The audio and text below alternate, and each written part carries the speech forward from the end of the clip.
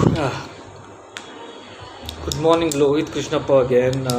Another case study of a person who was trying to reach out to the authorities seeking legal aid, who was part of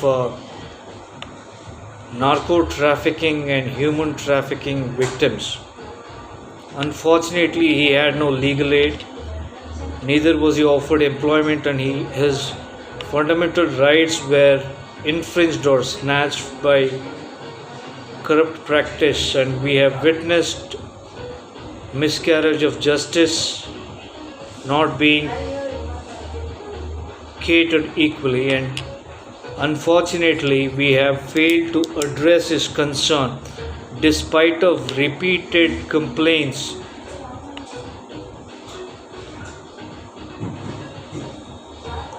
to international human rights organization,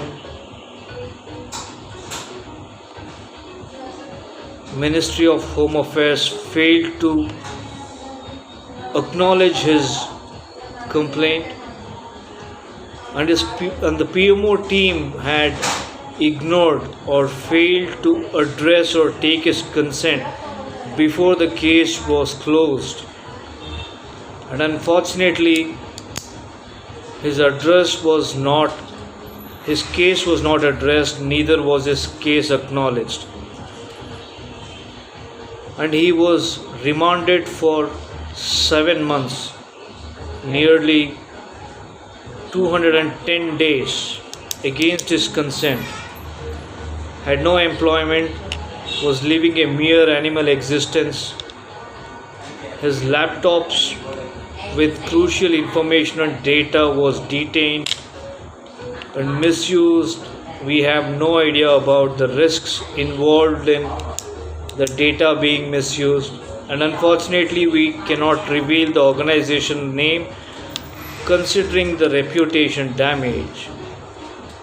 So neither he has a legal aid nor has trust in governance or the law enforcement agency. He was implicated and confiscated over repeated corrupt practice on several grounds.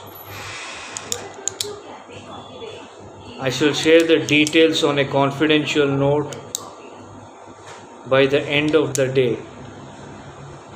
So my theory says, or my literacy says, that the first step in building the criminals or the criminal procedure is like converting the suspect into prospect, and the number keeps growing in return for financial favors and business acquisitions. So he is another victim. So are we considering that we can provide a legal aid for him? Thank you, Jai Hind.